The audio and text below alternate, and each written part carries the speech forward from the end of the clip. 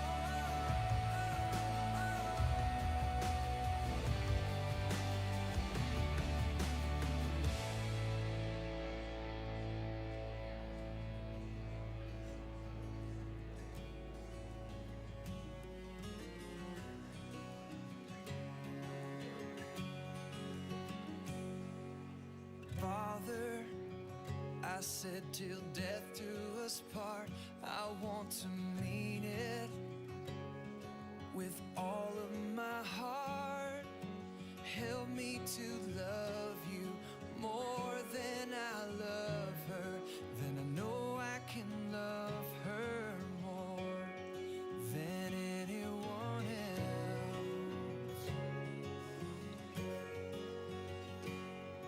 And bring her in your presence today. Make her what you want her to be. I pray to hear her heart. I pray she'll love you more. I pray to cherish and serve her, and will bring you glory today. I pray, I pray. Father, I said till death do us part. I want to mean it with all of my heart. Help me to love you more than I love him. Then I know I can love him more than anyone else. And bring him in your presence today. All right, welcome to the history of the modern Palestinian problem. We're going to start our class this evening exactly on time because we're also live streaming. And so I want to welcome everyone joining us on the live feed. And I'm also, let me just turn this down. I am monitoring the live feeds, just so those are watching.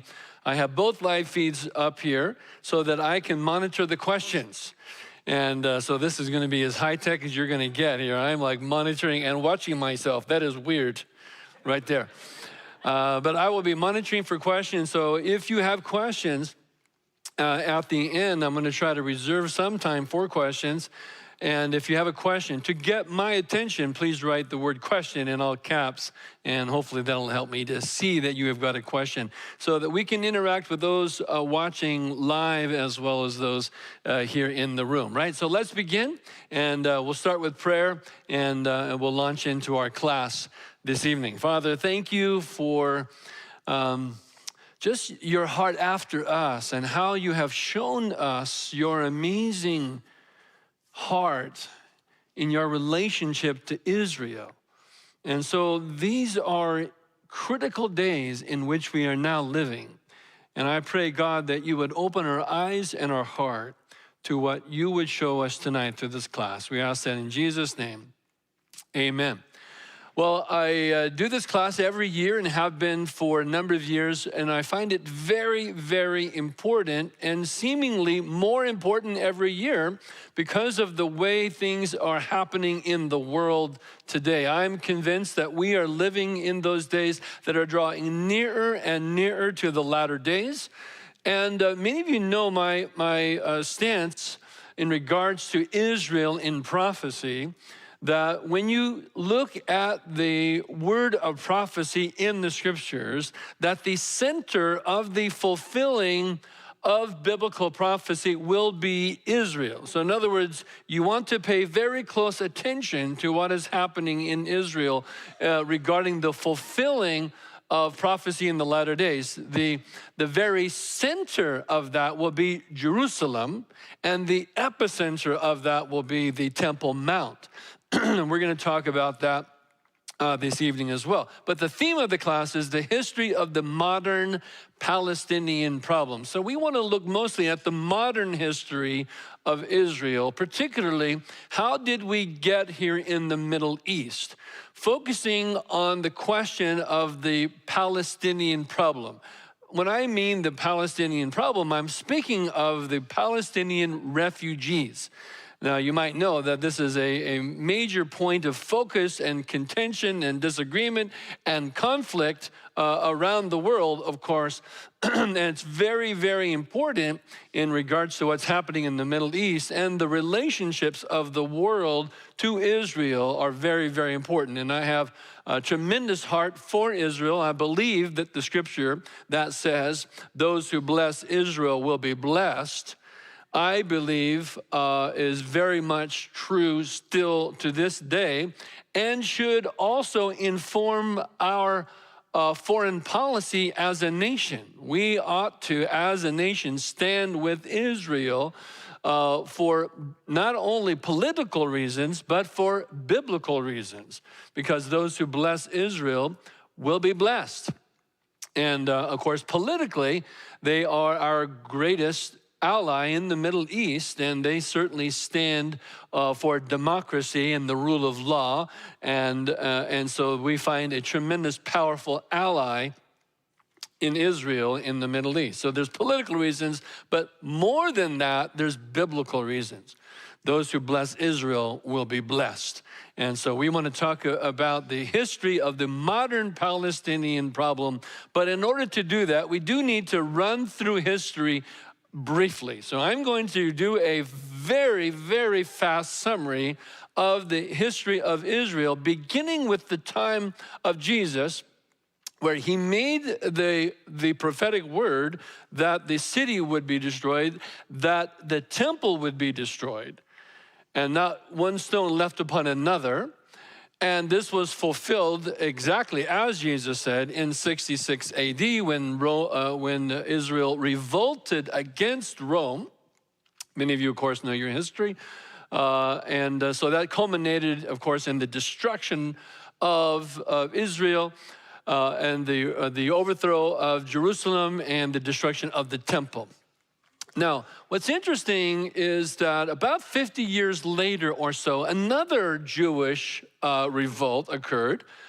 And this was put down by the emperor, of course, who decided then to expel Jews from Jerusalem, to rename the city. And so the city of Jerusalem was renamed Capitolina. And the whole of the area was renamed. What was formerly called Israel was renamed after the enemies, the well-known enemies of Israel, the Philistines.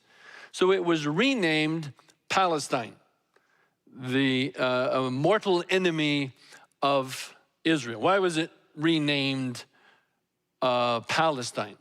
So as to offend the Jews. Now, this is very important because today, many of the Arabs or Palestinians, when we hear the word Palestinian today, many people are confused what that name even means. A Palestinian, that is not an ethnic background. Instead, it is a name or a word used to describe the area. So it is the area of Palestine. Palestinians are, in fact, Arabs. So it's very important, of course. You know that Arabs and the Jews have a long history as well, which goes all the way back to Abraham. Many of you know this. Also that God promised Abraham a son through whom all the promises would be fulfilled. Abraham was quite old. As you know, his wife was very old, beyond the age of childbearing. And so rather than believe God for a miracle, Sarah, his wife, suggested that Abraham could take her handmaiden Hagar and to have a son, which actually was a fairly common practice.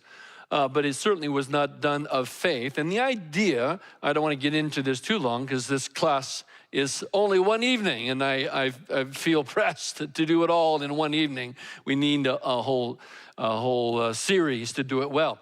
But nevertheless, it was common in those days for a handmaiden to a woman who was barren and had money, that the husband would bear a child through the handmaiden. And if the handmaiden would bear the child on the knees of the woman, then she would have the baby. The baby would be hers. And this was the idea that Sarah had. And so the boy that was born was Ishmael. And so Ishmael was not the son whom God had promised, of course. And so God came later and said, no, Sarah will have a boy, and he will be called Isaac. And there's a lot to that, and it's tremendous. That is the boy, that is the son of promise. But nevertheless, a word about Ishmael was given, a prophetic word, that these two would be at enmity and animosity, and he would be a wild donkey of a man. And so all of the Arab nations today find and can trace their lineage all the way back to Abraham, through Hagar, through Ishmael.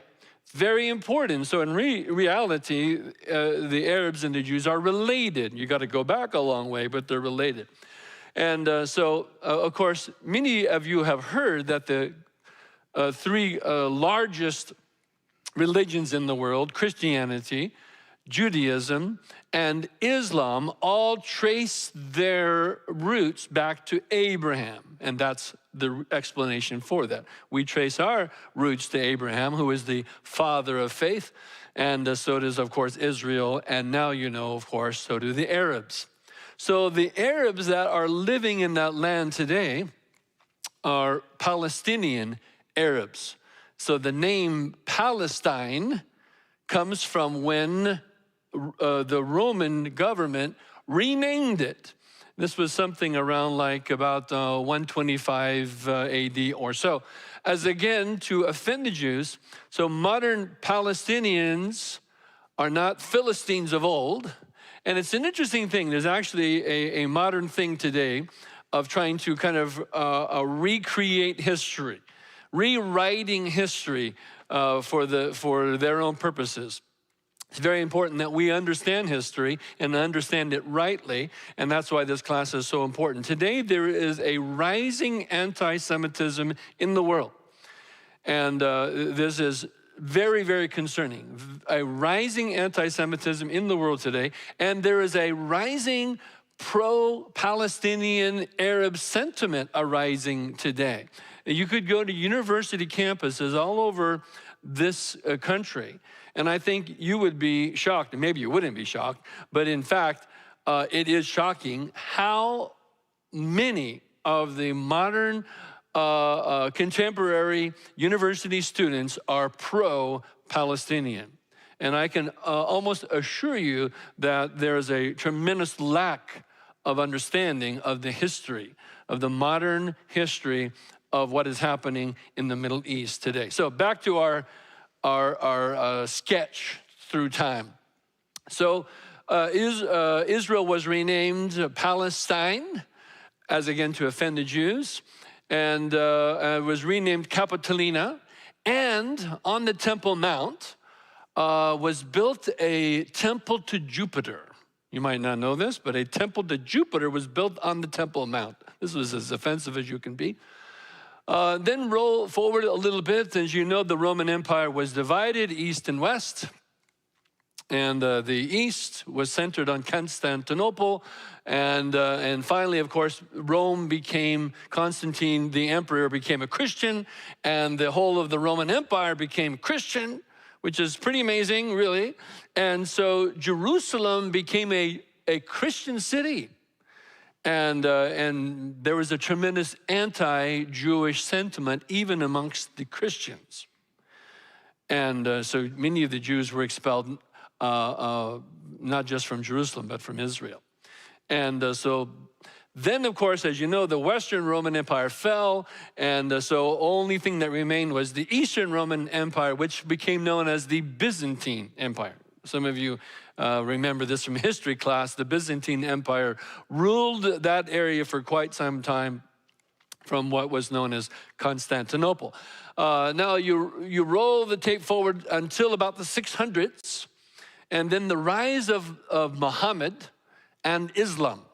So according to Muhammad tradition, or Islamic tradition, Muhammad flew to the Temple Mount and back on that fateful night in 620 AD. And so it is considered to be the farthest mosque at the time. And so it became a holy point, a holy place in Islamic understanding. So that's important today. And so Islam then took power and ruled the area for several hundred years. And then rose the Crusades. This is a pretty fast sketch through history, you'll have to admit.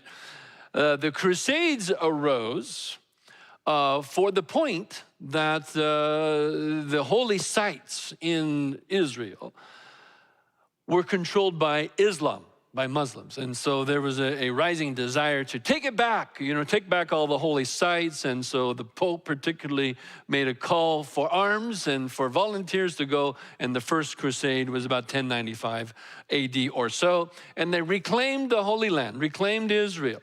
Now, along the way, by the way, it's important to note that there was a tremendous anti-Jewish sentiment amongst Christians during the Middle and Dark Ages. Now that's important to recognize. Anti-Semitism has a lot to do with where we're going with the history of Israel in this class. Now, why was there such anti-Jewish sentiment? Now today, I just, at the earlier comments I made, I said that we stand with Israel, that those who bless Israel will be blessed. It's part of my theology. It's part of my stance in the church. Well, why then, as we look through some of the history of the church, do we find that the church was anti-Semitic against Israel? Why? And I suggest to you that it had a lot to do with a lack of education. And one of the main reasons that the church was against Jews was that they blamed Israel for the crucifixion of Jesus Christ. And thereby, there were many tremendous efforts at retribution, getting after the Jews because they crucified the Lord Jesus Christ. Now, I'm sorry, but that's very wrongful theology. No one takes my life from me, Jesus said. I lay it down on my own accord, and I can take it up again. Jesus spoke, of course, of his resurrection. I am the resurrection and the life. And so it's very important that the crucifixion of Jesus Christ was in fact the purpose of God. You can go all the way back to to Genesis, all the way through Revelation, and you can see that it has been in the purpose of God from the very beginning. The redemption story of God is found in Jesus Christ through the crucifixion. It was the very purpose of God that he would pay the penalty for all of our sin. If Jesus wasn't crucified, we would still be in our sins. And there would be no resurrection for our sins, and so for the redemption of life. And so actually the blaming of the Jews is incorrect. We're all to blame because he died for our sins. It was the very purpose of God to redeem as payment for our sins. That's why Jesus died on the cross. And so anti-Semitism is very wrongly placed. But again, I believe in the Dark Ages, there was a tremendous lack of education. And so then the Jews began to be blamed for many things, particularly during the Middle Ages, Dark Ages. For example, the Black Plague.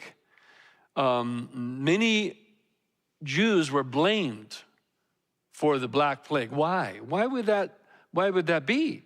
Because the Black Plague did not impact the Jews like it did others. The Jewish communities, as you know, many of you know, that they stayed in communities, very tight-knit communities.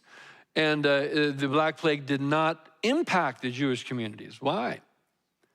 Well, because, of course, we have come to understand that it was spread through rats, the fleas on rats. And rats are unclean, you probably know. And so Jews would not have rats in their communities. That is an unthinkable, unclean thing to have rats in the community. And so there were no rats, and therefore there was no Black Plague. And then the people started thinking, what is this? Look, you see, the Jews are not impacted by the Black Plague. We are. They must be the cause of it. They're poisoning our wells, or they're doing thus and so. And so again, a lack of knowledge, a tremendous lack of knowledge was behind that. And then rumors. Many rumors began to spread, false rumors, such as that they accused the Jews of kidnapping children and killing them, taking their blood and mixing it with their Passover meals. Which you might know, like that is about as offensive as you can be. A Jew would never eat blood. That is strictly forbidden in the Jewish law. And so again, another false accusation, and the rising of anti-Semitism was a real concern. And it was part of the Crusades as well. And then, of course, as you know, the Crusades lasted about, I believe, 300-400 years. And then they were cast off. There was an arising of power through Egypt, and then finally the Turks. And so the Turks controlled that area, and this is very important. I'm leading right now up to the modern times when I bring up the Turks. They ruled that area for 400 years, from about 1516 to 1917. And that would be called the Ottoman Empire. Many of you remember reading that, or at least hearing references to the Ottoman Empire. Now, this is very important because the Ottoman Empire was very, very powerful when they first took the area and controlled the whole of the area in 1516, and became very powerful for the next 200-300 years. But toward the end of their power, they began to become, let's say, financially in trouble. And so they were not nearly as strong, but they controlled that area. That area known as Palestine was controlled by the Ottomans. By the way, the Ottomans, the Turks, are not Arabs. They're Turks. They're from the land above. They're not Arabs. This is very important. Please keep this in mind, because when the Palestinian Arabs make claim to the land, we have to ask the question, when exactly did those Arabs control that land? They would have to go all the way back to the 600s. But Israel, of course, had that land for thousands of years before that. So during the 1600 to 1970, the Ottoman Empire controlled that area. The Arabs did not. This is very important. The Arabs did not. I mentioned the rising of anti-Semitism in Europe during that period of time. And so around, let's bring our time clock to about late 1800s. With the rising anti-Semitism that was in Europe, in Eastern Europe, many Jews started having a thought. We should think about a Jewish homeland. And so the idea of a homeland started arising in Jews around the world. And some Jews started to migrate to Israel. By the way, a Jew that migrates to that area is back to that land of their forefathers, is they are doing a process called Aliyah.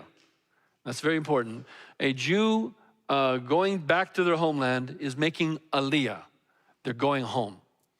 And so many Jews started making Aliyah out of Russia, for example, where there was a rising anti-Semitism there. And then later on in Europe, more started coming. And then they formed, this is important also, that many Jews around the world formed what was called the Zionist Congress. These are Jews from around the world, had ideas in their mind.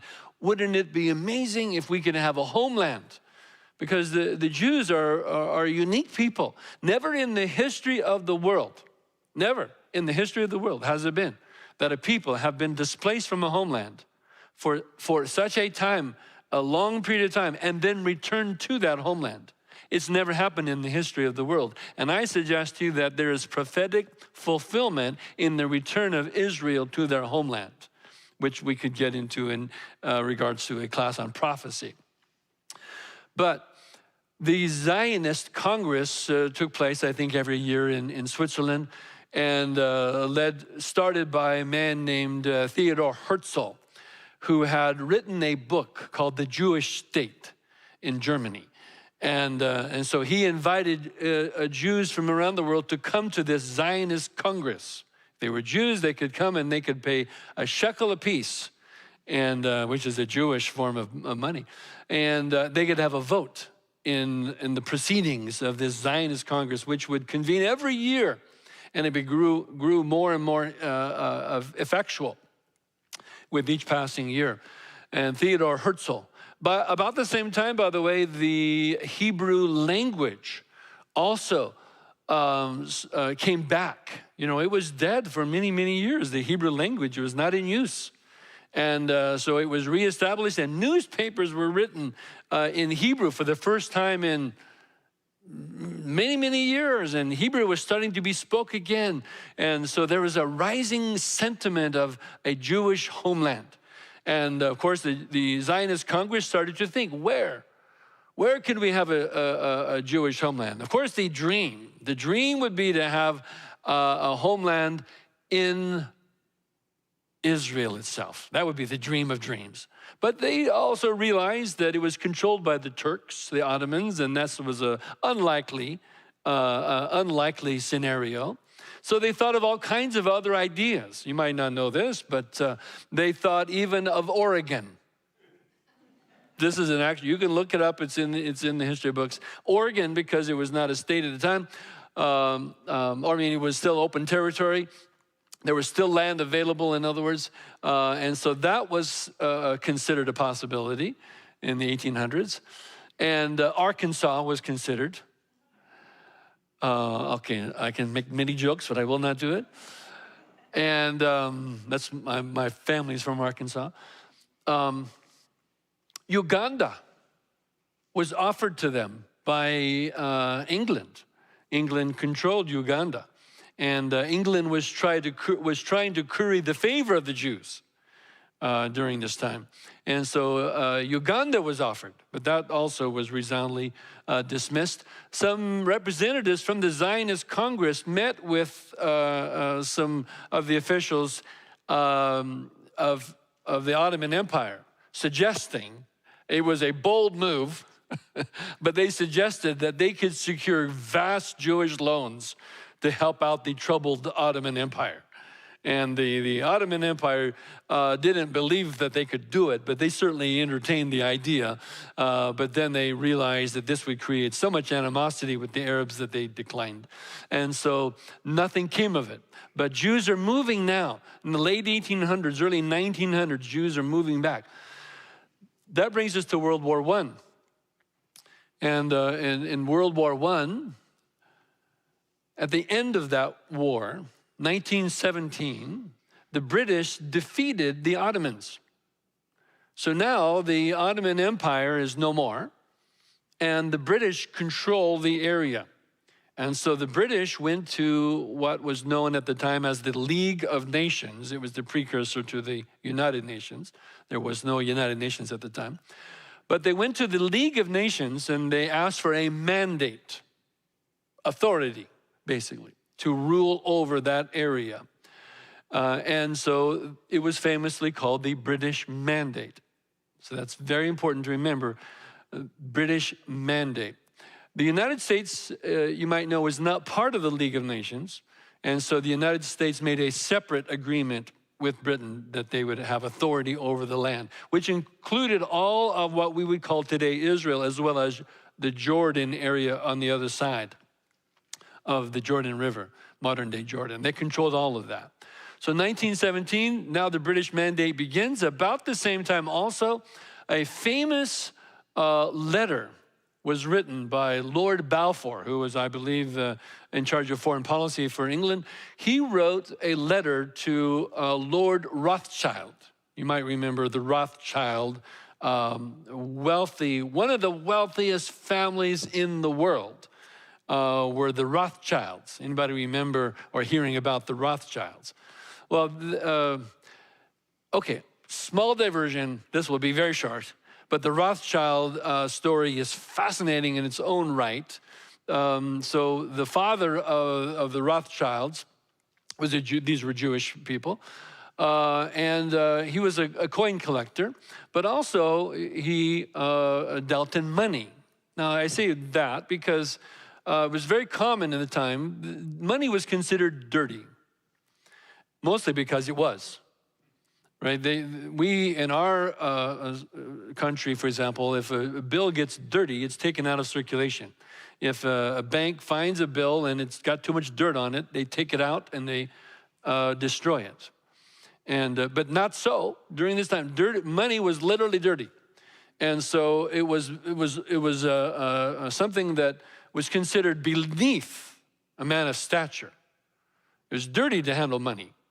And so the Jews would be willing to handle the money, and they became famous for loaning money. So the Rothschild became friends with the king. I think, I'm trying to remember now. I'm going from memory here, so bear with me if I make a little mistake. But I think it was the king of Bavaria. And he became friends with the king, and became a money lender and handled all of the affairs, the financial affairs of the king, and became very wealthy himself, although he was not very wealthy before that, became vastly wealthy in these dealings. And then he had many sons. I think he had like 5 sons. And then when his sons grew up, he positioned his sons in the great cities of Europe: Amsterdam, London, Paris, Rome, etc. And then they had a whole group of pigeons that became carrier pigeons to relay messages between them. And the first international banking organization seen in the world was done by the Rothschild family. And they would carry these messages by pigeon so that they had information before anyone else did. And they took great advantage of it financially. And they became so vastly wealthy that they would loan money to nations. And there were many nations who needed to borrow money for the purpose of war. And so the Rothschild family became very, very wealthy, very influential. So Lord Balfour in England wrote a letter, famous letter called the Balfour Declaration, to Lord Rothschild, declaring the British supported the idea of the Jews having a homeland in Palestine. And of course, it was celebrated by Jews around the world, and it became a rallying cry for Zionism, to have a home in Israel again. So now the British control the area, British Mandate, and so now waves of Jews, tens of thousands of Jews are coming into Israel. What the Arabs are seeing before them is disconcerting. And so there's an Arab resistance and an Arab uprising to this. Tensions are rising. you can imagine now. By the way, the Jews that would come in, they would form these little communities called the kibbutz, a Jewish community, a little farming, communal living arrangement, a kibbutz. Many of you have heard of kibbutz, right? A kibbutz. Multiples would be a kibbutzim. The plural in Hebrew is often an I-am at the end of something. Kibbutzim. Many of these kibbutz established around, and they would, the Zionist Congress started raising money. So their idea was, if we can't have the homeland, we'll buy it. 1 acre at a time. And so they started raising money all around the world. Jews in the United States, there was a tremendous immigration of Jews to the United States from Russia, particularly, of course, during the anti-Semitism of Russia. Many of them moved to the United States, became very wealthy. And so there was a lot of Jewish donations around the world so that they could begin to buy. They would buy, for example, you can buy a swamp pretty cheap in Israel, you know. And back in those days, you could buy a swamp pretty cheap because the Arabs didn't want them. And so they would buy a swamp. Then they would drain the swamp. And if you drain the swamp, you now have a very lush area by which you can grow a tremendous amount of things. And so the productivity of the land was vast. Up to that point, there really was not much productivity in that land. And in fact, famously, I believe Mark Twain visited the area of Palestine and wrote later, it was a barren wasteland. This is before, of course, the Jewish development of the land. This is a barren wasteland. What tremendous opportunity is here, but nothing is being done with it. And that was an interesting observation by Mark Twain. But now the Jews are coming, making aliyah, tens of thousands, buying communities or buying land, building communities. The kibbutzim are growing. They're finding great successes. And interestingly, would hire Arabs to work the land. And so the Arabs, many of them were fine with this arrangement because they were making money.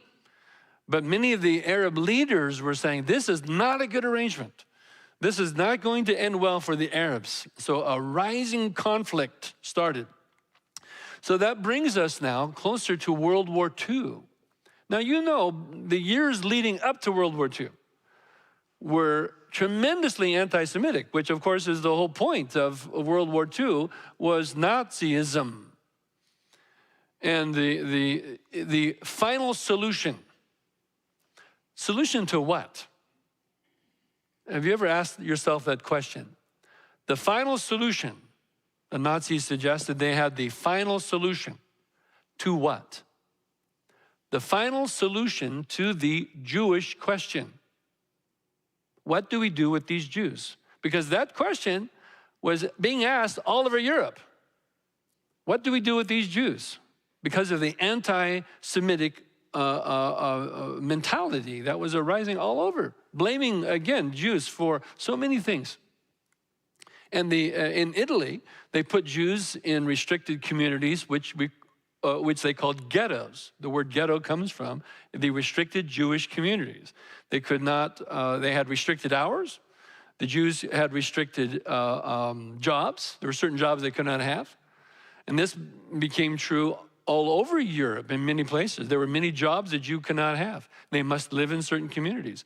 It was tremendously harsh. This is leading up to World War II, where, as we know, 6 million Jews died in the Holocaust. Meanwhile, leading up to this, the British have their hands full with this British mandate over Palestine and the conflicts that are rising between the Jews and the Arabs. And so they suggested a variety of things. The Jews at one point suggested that they would do a great division of the land. We need 2 separate states, one for Israel, one for the Arabs, and a grand plan to divide the land between them. This was soundly rejected by the Arabs. There was little support by the Jews, so that was rejected. Then there was another commission that decided, well, what we need to do is to break up the land into smaller little pockets of communities. And this was a little more acceptable to the Jews, but completely rejected by the Arabs. This was not working. And so then the British started to restrict immigration because of the rising Arab sentiment against all of these aliyah. Now by the hundreds of thousands have come. And so now they're restricting the immigration, aliyah. And so many of them, of course, start to do it illegally, trying to break through. And then during World War II, the Jews suggested, let's bring all the Jews together and fight Germany. And England would have nothing to do with that. And they said, the only way that we're going to have an army out of Palestine is if we have an equal number of Arabs fighting also. Well, the Arabs said, no way, we're not going to fight against Hitler. Hitler is annihilating our enemy. And so, in fact, the Arab nations were for Nazi Germany during World War II, as a matter of fact. And many Jews were being expelled from Arab lands. Many found themselves homeless, not being allowed to come. So at the end of World War II, British still controlled the area. But now the Jews are seeing that the British control is actually not working. So they began to resist. They began to resist the British. And finally, the British had all they could take. And they said to the United Nations, which had now been formed, they said to the United Nations, we cannot solve this problem. We hand it to you. And they gave them a deadline. On May 15th, 1948, we are leaving. And if you do not have a solution to the United Nations, if you do not have a solution by May 15th, 1948, we are out and we will let this area turn into utter chaos. You have till May 15th to figure it out. So the United Nations took it up. They debated greatly, as you can imagine. They came up with a solution. This is very important. The United Nations came up with a solution. They decided that the answer was to divide the area into a two-state solution. The Arab state, the Palestinian Arab state, and the Jewish state of Israel. That was the United Nations resolution, which came up for a vote.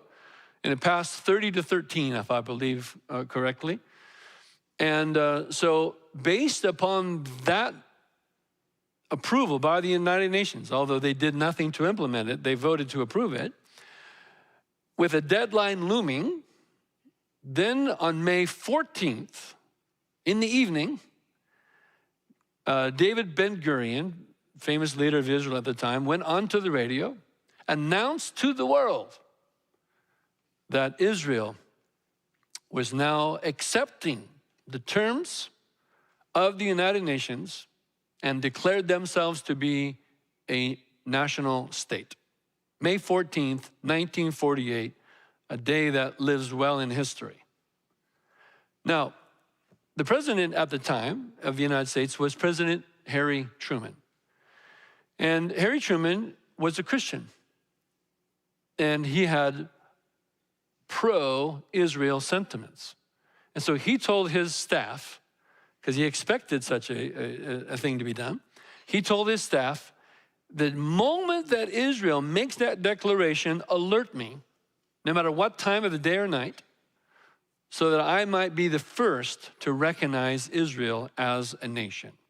And so his staff will come up something like 5 o'clock in the morning or 4 in the morning, whatever time, super early. And they woke him up and he quickly got dressed, went down and made the official declaration. It had to be ratified by the Congress, but he made the declaration that the United States would stand with Israel and accept and recognize them as a state. Now, would you like to know who the second nation was? The Soviet Union. they voted to approve the partition plan, and they voted to recognize Israel. And they wanted to be the first also. So interesting. Interestingly, the Soviets believed that Israel would be socialist. If they formed a nation, that they would be socialist in nature. Because many of the kibbutzim were essentially socialist in nature. Because there was no ownership. The whole of the community owned all of it. It was a really an idyllic sense of socialism. But no, Israel, when they became a nation, chose democracy, as we, of course, famously know today. So now, the moment that they declared themselves to be a nation, May 14th, 1948, the Arab nations around them, Egypt, Jordan, Syria, Lebanon, and Iraq, 5 Arab nations, and the fighting Palestinian Arabs, 6 fighting forces, all declared war on the same day. So now Israel is not even 1 day old, finds themselves facing an enemy of 6 armies, 5 national armies, and then the militias of the Palestine Arabs. No one in the world thought that Israel would survive this. And there was a policy around the world not to supply arms to Israel, including the United States. Because though Truman was pro-Israel, there were many in America that were not. And America was tired of war, and they did not want to provide arms for Israel. And so no one thought they could survive this. How is it possible? So therefore, that brings us to the modern Palestinian problem, the modern Palestinian refugee problem. How did they arise? It brings us to this moment in history. This is really where the Palestinian refugee problem arose. Now, with the conflict arising, it was known by the Arabs in advance that if Israel makes this declaration, that they would declare war.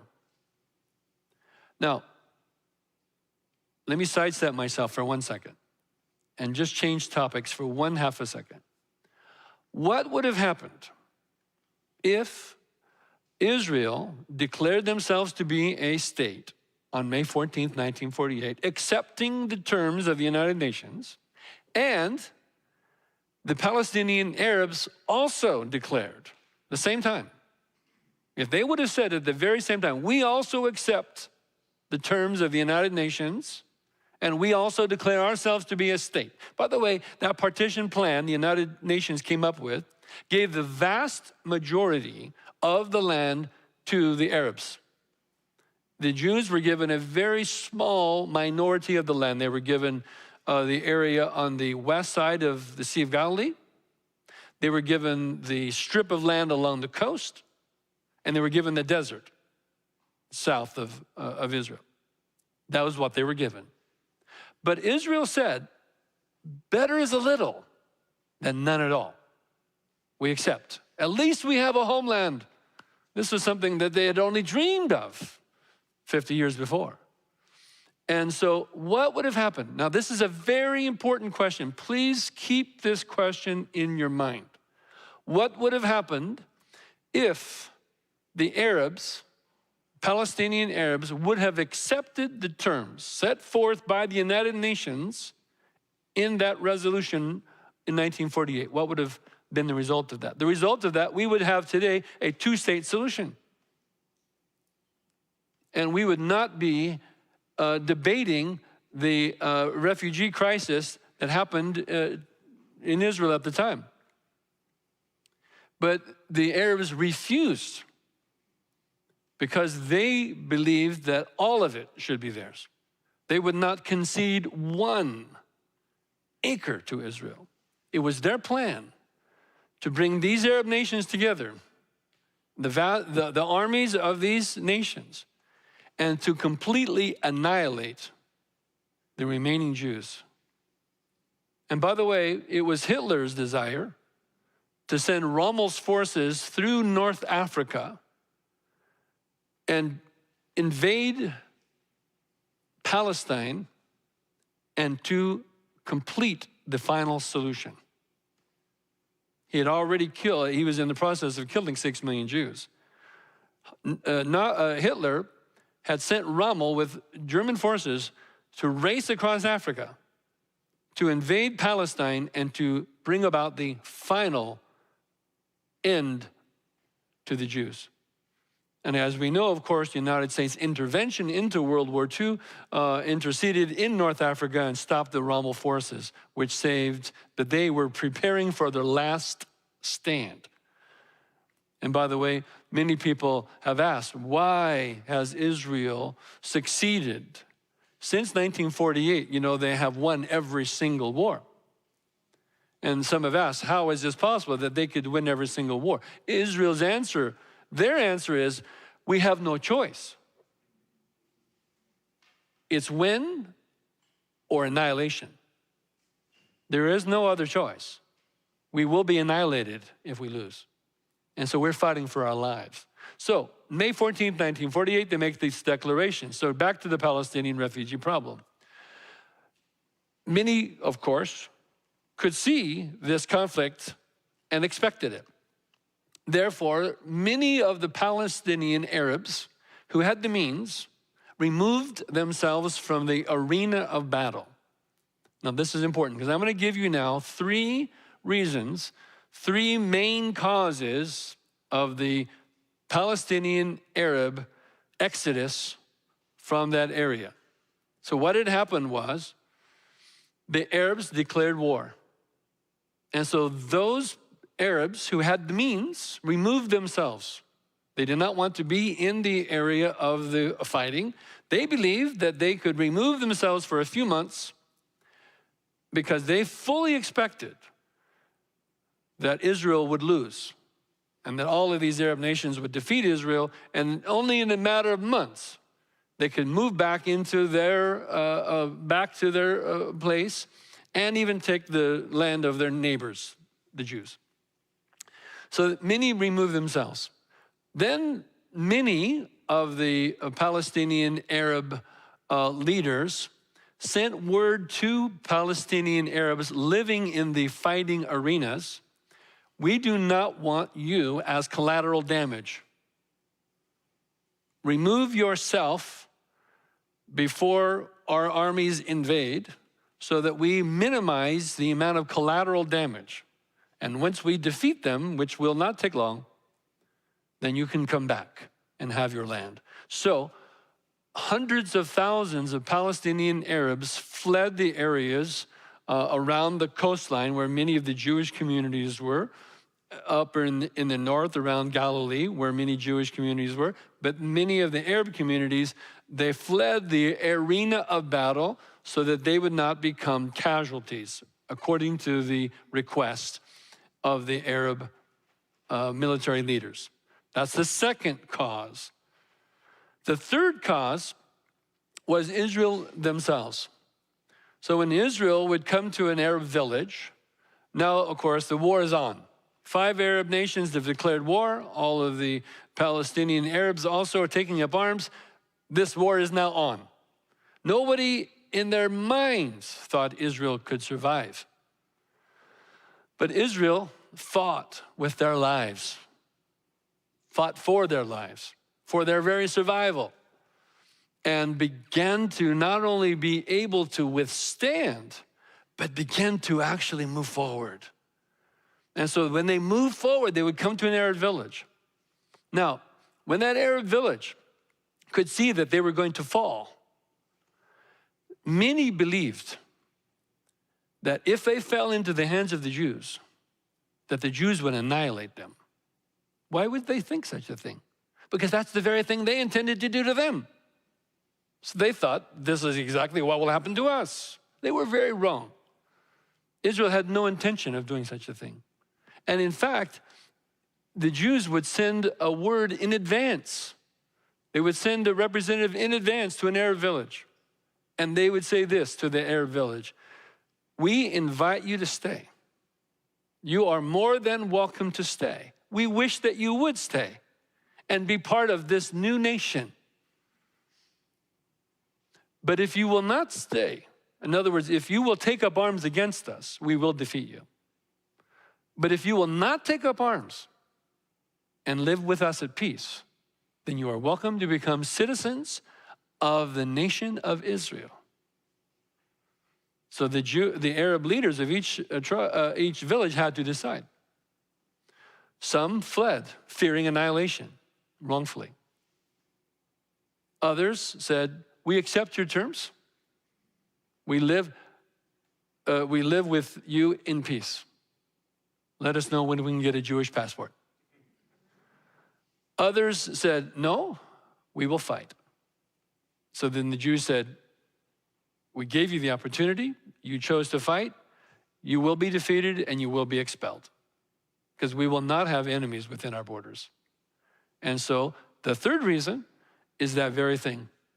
Did the Jews expel some of the Palestinian Arabs? Yes, they did. On those terms, we offer you terms of peace. If you will not accept those terms of peace and you insist on fighting, we will defeat you and we will expel you, because we will not have enemies within our borders. The third reason.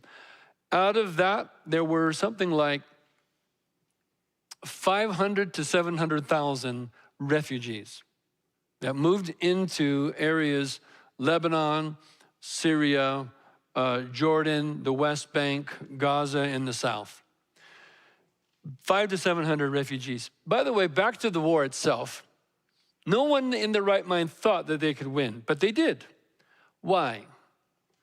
I suggest that there are three reasons why Israel won that war. I'll start with the spiritual. Because God, I believe, has a purpose for Israel in the fulfilling of prophecy, number one. Number two, God's promises to Israel never fail. I believe that when he made everlasting promises to Israel, that they are in fact everlasting promises. And that in the end, when Jesus returns at the end of the age, they will look upon him and they will mourn for him. When the Messiah of Israel, who we know his name is Jesus, Yeshua. When Yehoshua, Jesus, returns, he will set foot in Jerusalem. They will look on him, it says, whom they have pierced. And they will mourn for him like one would mourn for an only child. Why would they mourn for him? Because it was him all those years before. And we missed it. We crucified our Messiah. It was him whom they have pierced, and they will mourn. But it says in that same Zechariah chapter that he will pour out upon them a spirit of grace and a spirit of supplication. That is our Lord, who pours out grace upon them, and thus all Israel will be saved. But that's now delving into prophecy. That's a whole nother topic. So how did Israel not only survive, but win that war? Number one, I say the prophetic fulfillment of God. Secondly, now that the British mandate is over and the British restrictions on immigration are no more. In fact, they had a naval blockade. The British had a naval blockade. Jews escaping out of Nazi Germany were not allowed to enter into Israel, but were held in internment camps, many in Cyprus. And it became a tragedy, a blight on history. That one tragedy was added to another tragedy. Nevertheless, now that the British mandate has been removed, now the naval blockade is lifted, and now there is no restriction to waves and waves of people, Jews coming to make Aliyah, to come live in their homeland. Well, there were more than 1 million Jews fighting in the forces, in the Allied forces. There were 200,000 Jews that died in the forces, in the fighting. Many of them fighting for the Soviets. But now you have the return of hundreds of thousands of experienced military fighters, coming tens of thousands a month, swelling the ranks of the Israeli army every month. But we have another problem. They don't have any, they have no weapons. No one would supply them. How are they going to fight with no weapons, no ammunition? There was one nation, and one nation only in the world, that agreed to supply Israel with arms. And that nation? Czechoslovakia. Now, you say, what? Why would Czechoslovakia be the one nation? Their answer, because we know what it's like to be on the victim side of oppression and to be attacked mercilessly without weapons. And so they became those who supplied. Interestingly, side note, I was on a plane one time speaking to a Jew, and I was flying to Israel, and I happened to sit next to this Jewish fellow. He's asking me, what am I doing, and I'm taking a trip, I'm leading people, and so he's fascinated by this, right? And so we get into a conversation, why, do you stand with Israel so, strongly? And I'm telling him, of course, my heart, the scriptures behind that. And of course, Christians haven't always been pro-Israel, so this was very wonderful to him. And then I said, and I love studying about the modern history of Israel. I said it that way. And he said, well, tell me about that. And so I began to give him this class, and we had a long flight. And so I did not sleep on that flight. I was fascinated by this conversation. So I'm telling him all this, and I get to the point of Czechoslovakia. And he goes, wait. So when I joined the IDF, Israeli Defense Forces, and they gave me a Czech rifle, now for the first time, I know what a Czech rifle is. I never knew. Why did they call it a Czech rifle? And now you explain it to me. That is fascinating. And by the way, that Jewish man showed me his scars that he suffered in the war. Anyway, Czechoslovakia agreed to ship them weapons. And they had no air force, you might know. And so the United States happened to be selling surplus military equipment.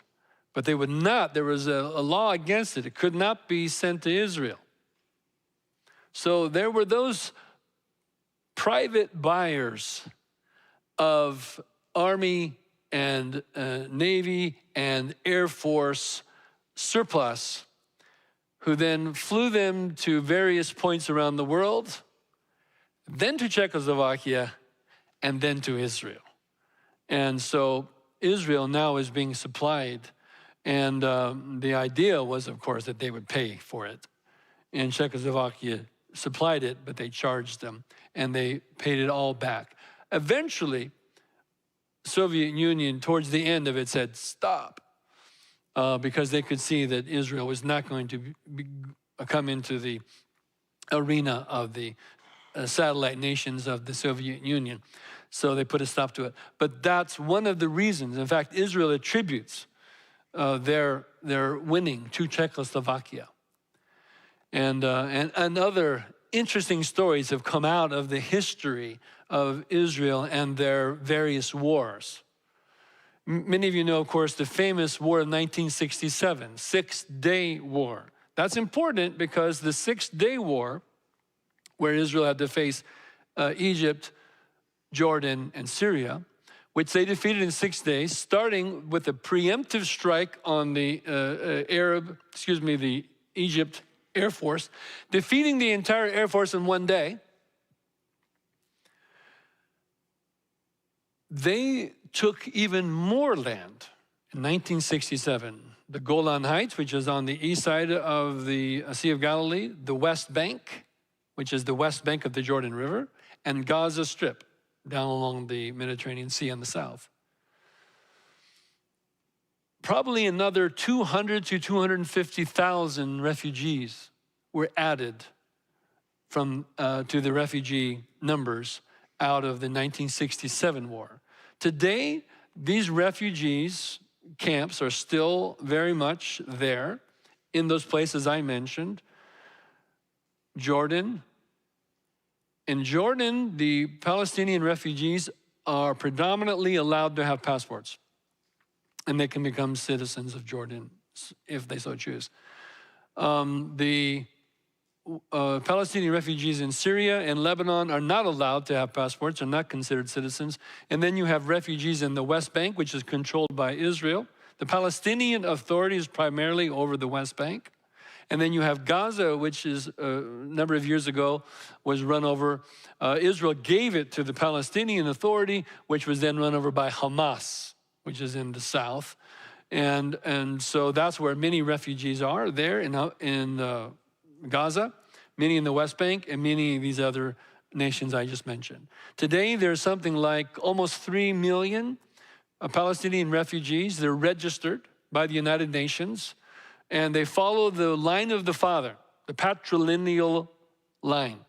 So all of the refugees were registered at the end of those wars and can receive United Nations funds.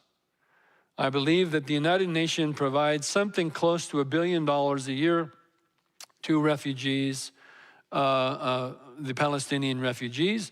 And if the Palestinian refugees register and can demonstrate that their father was a Palestinian refugee, it continues generation after generation, and the numbers are increasing. Of course, that 700 and some thousand is now almost 3 million, and paid for by the United Nations that supplies many of their schools and healthcare and many provisions. So that is what we now come to, the modern history of the Palestinian problem. That is a summation, in short, of the entirety of that history. And that is about a thumbnail sketch as you can get. But we have recorded this because this is a lot of information, and it will be available on our YouTube channel. And so if you registered for the class, I will send a link to that YouTube a video for anyone who would like to see a copy or refer to this again.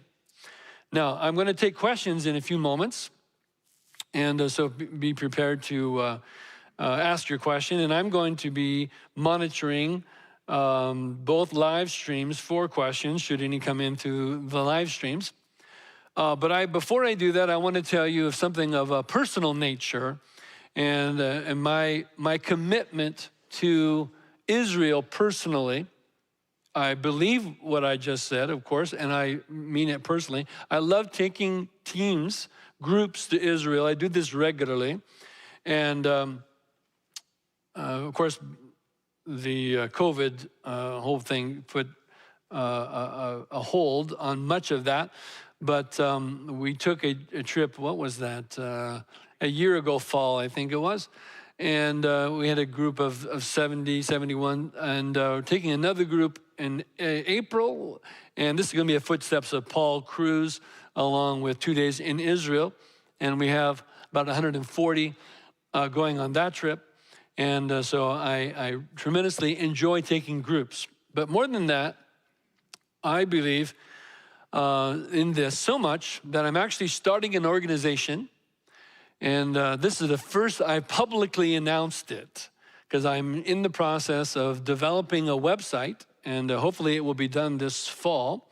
It's done by a national organization. This is going to be a very large website. And the organization that I'm starting is called Blessers of Israel. And based upon that very theme, that those who bless Israel will be blessed. And there's several things that this organization hopes to accomplish. Number one, to start a rabbinical school in Israel demonstrating Jesus as the Jewish Messiah in Israel.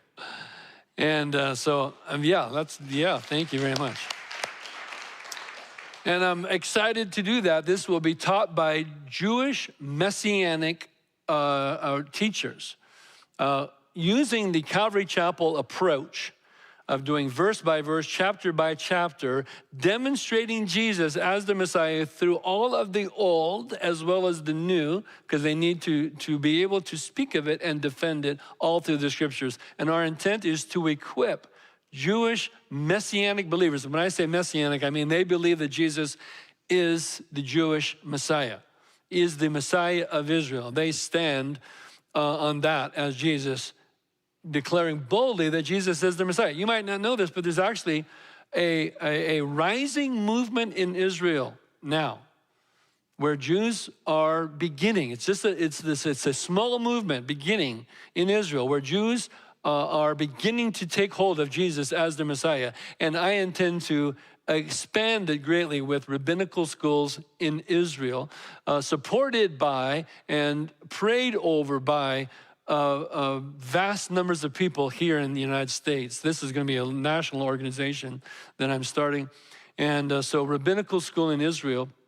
And we believe that we can train up Jews to speak of Jesus in the latter days.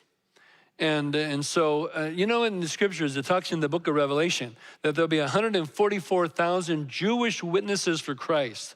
I'm excited about the possibility, maybe we're going to train some of those. I don't know about you, it just gets me excited thinking of that idea. Secondly, we are also going to provide what we call the signs of the times. In other words, Jesus said, watch for the signs of the times. If you want to watch for the signs of the times, then you need to be aware of what's happening in the world regarding Israel and the events of the Middle East. So the intent is to provide news of what's happening in and around the events of Israel, connecting it to the scriptures and connecting it to prophecy of scriptures so that people can watch for the signs of the times and be aware of it through the lens of the scriptures. So that will be another major thing that we're going to do. And then, of course, we're going to equip and educate the church as we are going to have speakers speaking in churches and at pastors' conferences in churches all over the country. And lastly, should there be a need politically to stand with Israel. Let's say, for example, that an administration decides to move the embassy from Jerusalem back to Tel Aviv, then our hope is that we would have a great voice in standing with Israel on an occasion such as that. That should be very limited in scope because I do not believe this is a political organization, but if that voice is needed, then that voice will be used. That's the fourfold intent of the organization called Blessers of Israel. Hopefully we'll be announcing it to the church, giving the church opportunity to stand with us, sign, become members, become Blessers of Israel with us. So you'll be hearing more about that. Okay, now we're going to open it up for questions, and I have about 20 minutes. So I'm going to, now I also want to say this, those watching online, because of the nature of the technology, you are actually about a minute behind. So when you ask your question, I will see it, but it will be about a minute behind, and I'll answer it right away when I see it. Okay. That being said, let's go ahead. If we have any questions, I will repeat your question for the recording of it, and then I'll do my best to answer it. I don't know, of course, every answer, but I'll certainly do my best. So let's go ahead and start. Anyone have any questions? Always there are many. Okay, let's start right here in the middle. Question for you. Didn't Israel obtain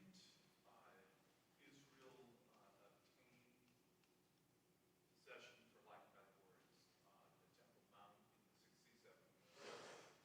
He said, didn't Israel obtain the Temple Mount in the 67 war? Yes, they did.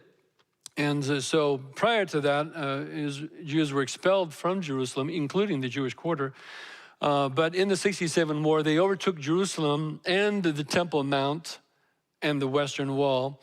They decided for the wise choice of peace to allow Arab access to the Temple Mount. Now, on the Temple Mount is residing today the shrine, the Dome of the Shrine, which when you look at Israel and you see that golden domed building, that's the shrine. And so it is not a mosque, that is a shrine. There is a mosque next to it called the Al-Aqsa Mosque. That was built in the 600s. interestingly. So Israel decided to allow access. They control it. They control the security of it. So and they can shut it down at any time, which they have, should there be a security reason. They have agreed not to allow Jews to pray in the Temple Mount, that they can pray at the Western Wall. And so if a Jew does pray and visibly praying on the Temple Mount, they will be removed by the Jews. But that's a very, very good question. By the way, I did want to mention that in 1948, at that Great War, the Jews call it the War of Independence. The Arabs call it al-Nakba, and it means in Arabic, the disaster. It is still referred to today as al-Nakba. 1948 war, al-Nakba, the disaster. So just wanted to throw that out there. But that was a very good question, and I appreciate you asking that. That reminds me of the 73 Yom Kippur War. In the 1973, and I'll get to you next, okay? 1973 Yom Kippur War, again Israel was attacked on Yom Kippur. This caught them by surprise. And at first, the war went badly. Very badly for the Jews. They had to retreat. And it was looking like a disaster for Israel. Because this time the Arabs were far greater force, far more organized, and very well supplied. And it looked like a disaster. Finally, Golda Meir called the president of the United States asking for help. The president at the time was none other than Richard Nixon. Richard Nixon responded by calling his generals and saying, I want everything we have sent to Israel. Everything we have. Now, Richard Nixon's Secretary of State was Henry Kissinger. Henry Kissinger was a Jew. Henry Kissinger discouraged such a thing, even though he was a Jew. He discouraged such a thing, and he said, if you do that, the Soviets will enter this war. And then he said, then you tell them that if they enter this war, I will use nuclear weapons. And then Kissinger at one point said, if you send all of this, you will lose the support of many. You will lose the support of many in the United States. This was during Watergate. And he said, what are they going to do to me? He had already determined to resign. And so one of his last actions was to send everything. And the greatest transfer of arms, the greatest airlift of arms in the history of the world proceeded. And I believe that a shipment of arms landed something like, I don't know, every 30 seconds. We're talking about massive, massive, massive shipment of tanks and rifles and Air Force. In fact, the Air Force, the head of the Air Force called him and he said, President Nixon, you said you want everything. I'm not sure you're aware, but we have some extremely modern and sensitive high technology aircraft. Are you certain you want to send such to them? Nixon flew into a rage and cussed him out on the phone. And he said, I said you send everything, and I mean everything. And he hung up the phone. Golda Meir later said, if it wasn't for President Nixon, we would not have survived. She attributes the survival of the nation of Israel to Richard Nixon, who did so because his back was against the wall with Watergate and was planning to resign anyway. Now that is just an amazing move of nations and hearts. Absolutely fascinating. Okay, and I just took up 5 minutes of your questions. I apologize. Okay, we'll go here.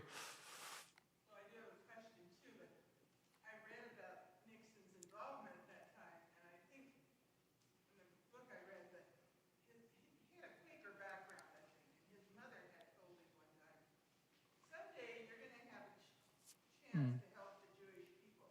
When that happens, do it. And when Golda calls him in the middle of the night, he remembered that, and he flew into action. So just to repeat what you said the best that I can, she remembers reading about this story with Richard Nixon and his Quaker background. Was it his mother, you said, who told him, one day you will have an opportunity to help the Jews, and when you have that opportunity, help them. And Nixon remembered that. Okay, so her question was, the organization that I just mentioned, Blessers of Israel, does it have anything to do with CUFI? CUFI is an organization which stands for Christians United for Israel. And no, it has nothing to do with them. I know them very well. I know the leadership of CUFI. I've been to the summit meetings in Washington, D.C. With CUFI. No, their organization is primarily political.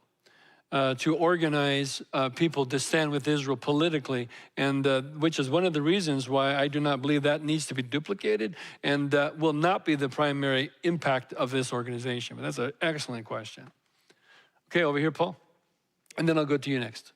You did mention, you touched on this earlier, but again, but for prophecy, and maybe only prophecy, your conjecture or thoughts on why more compassion, or, and I don't want to stereotype this by saying a younger generation, but I just did, having more compassion towards a Palestine movement or support or sympathy, any conjecture? Yeah, so let me summarize your question. I think your question had to do with perhaps why does the younger generation vocalize such support for the Palestinian side of this thing? Is that kind of what your question is? Yeah. I believe several reasons. One is because of a lack of knowledge. And I believe that, they see it as the oppressor against the oppressed. And so the woke nature of the thing is to, stand with the oppressed here and, to stand with the Palestinian people who they feel are being oppressed because of this heavy hand of Israel over them. And that demonstrates, again, the lack of knowledge of the thing. Because if they can understand that the Palestinian goal here, the Palestinian Arab intent, is to destroy. They have no intent at peace. They have no intent of acknowledging the right of Israel to exist, even to this day. Their intent is to destroy. And so I remember hearing the Prime Minister of Israel now is Bennett. Before he was Prime Minister, I saw a tremendous interview he did on one of the major stations where they were asking him, quite confrontationally, when is this thing going to end? When will this conflict end? And I think he answered it beautifully when he said, I can tell you that in one answer, one simple answer. The day they stop trying to kill us is the day this thing will end. But they refuse to acknowledge our existence, our right to exist, and they are committed to our annihilation. There's you might hear this in the news. It's important to remember this phrase, from the river to the sea, Palestine will be free. Something like this. I'm making a rhyme out of it, but from the river to the sea is the expression. Have you ever heard this? Remember it, because what they mean is from the River Jordan all the way to the Mediterranean. Well, that suggests the annihilation of the nation of Israel, and that's exactly what they're committed to. And interestingly, on one of my former trips to Israel, I had the opportunity to have, as a speaker to our group, a Palestinian Arab journalist, supporter of Israel. Okay, let me just frame him again. Palestinian Arab journalist, supporter of Israel. And he said, I live in Israel as a Palestinian Arab, or as an Arab, and I would rather live here in Israel than any Arab state that I know as an Arab, because I have freedom of religion. And I can criticize my leaders. and not have to worry about being killed. And he said, and so he said, let me speak to the root cause and the answer. We're all ears. What's the root cause? The root cause is what happens in the home. Until that changes, this will never change. He said, let me give you an illustration. In the home of a Jew, every Sabbath, they have a Sabbath dinner. At the Sabbath dinner, the parents pray a blessing over their children. Every Sabbath. Now, I went to a home of a rabbi, and I had dinner on the Sabbath. And so I witnessed this very thing. I know exactly. Beautiful Jewish Sabbath dinner. After the meal, the parents will, one at a time, put their hands on the head of each child and pray a blessing over that child. And they'll pray God's hand to be on this child and God's blessing to be on this child. And they'll teach their children, you are a Jew.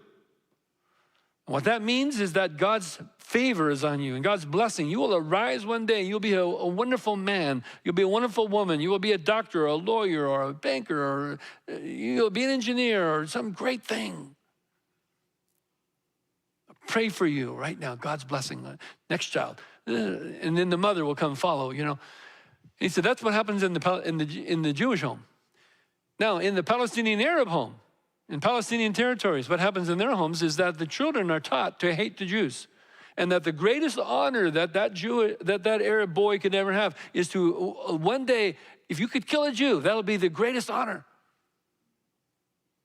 And if you could die a martyr, you'll even have the greatest honor of all while trying to kill a Jew. He said, no, let's see. How are these boys going to end up? Until that changes in the home, this will never change. And so he said, there will never be peace until the Palestinian leaders start teaching their children, start teaching their families how to teach their children to believe for peace. Until that happens, there will never be peace. Okay, I forgot where we are. Okay, up here, I think. About the religious belief among the Israelis, and in particular the Jews that were there in the 19th century and before, the ultra-Orthodox. So, okay. My understanding that maybe 85% of the Israelis are not believers in God. Okay, so let me repeat your question. You're speaking to, well, you spoke of some historical aspects of the Jewish belief and whether or not Jews today believe in God. Is that pretty close to your question? So Israel today is predominantly secular. So I would affirm what you're saying. Just looking to see if there was a question. Predominantly it is secular. That there are many who are Jews by, let's call it tradition. Not necessarily by belief. They do the Sabbath. They keep the Sabbath, interestingly. They don't use cell phones and things like this. But they don't do it out of belief necessarily. They do it out of tradition. So there's quite a few who do not believe in the Jewish law, the Jewish Torah, for example. But there are many still who do, the Orthodox Jews who do. And there's a rising movement of those who believe Jesus is the Messiah. And there are churches today in Israel who worship with celebration, just like we do here today. So there's an interesting development that's happening in Israel. So hopefully that answered your question, but it did bring me to another point, which is that when I spoke of Zionism, and the Zionist Congress. What is the definition of Zionism? It is the idea of a Jewish homeland for the Jewish people, that particularly in Israel. That's the idea. A Zionist is someone who believes in the establishment of a homeland for Israel. Now, there are many Jews today who are not Zionist. Now follow with me because this is an interesting nuance. There are many Jews today who are not Zionist. Here's why. They believe that the modern Israel government is secular, and therefore it is not the fulfillment, this is the Jewish thought, is not the fulfillment of the latter-day events spoken of prophetically, but rather it will be when the Messiah comes to establish his government that then it will be rightly established as that nation fulfilling the latter-day prophetic word. And perhaps those 2 points connect up together in your question. Okay, any other questions? Normally we run way over. But feel free to, and those watching at home, feel free also. Okay, here's one.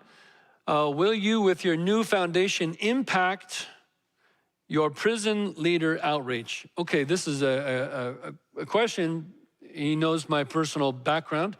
And many of you maybe know that I was part of the founding of a Bible college in Oregon State Penitentiary. Actually, not that particular one, but a penitentiary in Oregon. I was one of the founders of an organization to start a Bible college. And so the question has to do with, will it impact that ministry? In other words, will I have time to do both things? I have actually resigned from the prison university organization. I was part of the founding and establishing, and it went well, and I handed it off, and I'm ready to move on to Blessings of Israel.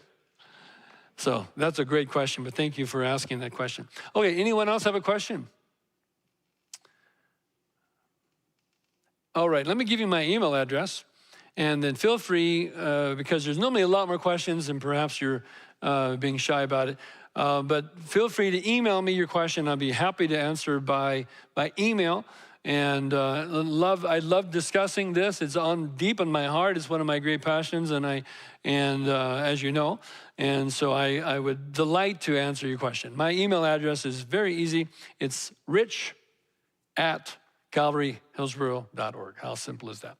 And so you can ask a question anytime you would like. All right, that's going to wrap us up on time. First time ever.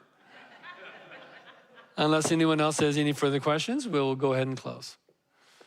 Oh, okay, one over here. This is gonna be a 15-minute answer. Oh,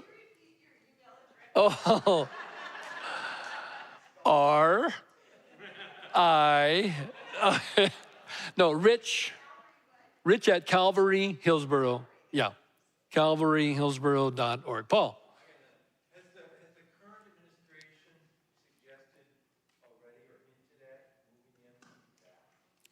His question was, has the current administration made any hints toward moving the embassy back? And I have not heard anything of that nature.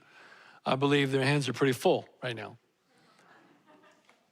But no, I have not heard. Now, by the way, okay, thank you for asking the question, because it does bring up another point that I wanted to speak to, and I'll try to do this in less than a minute, because I have 1 minute left on my budgeted time. Afghanistan. What's happening in Afghanistan is relevant in this sense. I think that lessons are being learned that when given an opportunity, in other words, when there's a vacuum such as was occurring when the United States withdrawal happened so rapidly, that vacuum was instantly filled with terrorists. There is deep concern in Israel of such a thing happening in the Palestinian territories. They do not want the Palestinian Authority to be diminished in power, because they do not want a vacuum. If there is a vacuum of power in the Palestinian territories, it will be filled with terrorists. And so there is a effort today to strengthen. Israel is trying to strengthen the Palestinian Authority. In fact, I believe if you saw in the news, and this is, again, one of the reasons we want to be providing this news feed with interpretation to those who are become members of this organization, or could they become blessed of Israel with us. That is why, if you notice in the news, that the foreign minister met with the leader of the Abbas, the Palestinian leader, to find ways of strengthening them, to strengthen the Palestinian leadership, to have a partner for negotiations, but also so that they don't collapse and create a huge vacuum which will be filled immediately by terrorists and greater enemies on their side. Okay, there's so much more I could say, but now I'm 1 minute over my allotted time. Let's pray. Father, thank you so much for your heart after us. We see it demonstrated so powerfully in your steadfast commitment and faithful adherence to your promises to Israel. And it makes us have tremendous assurance that the promises that you give to us will never fail. Help us, Lord, to look with eyes at the events of the world, to see what's happening in light of Scripture, to be watching for signs of the time, to be on the alert. Help the church to be prepared. And God, if you could use us in any way to make that happen, God, then here we are. We are willing to be used of you. We honor you and thank you for it all. In Jesus' name. And everyone said, let's give the Lord praise.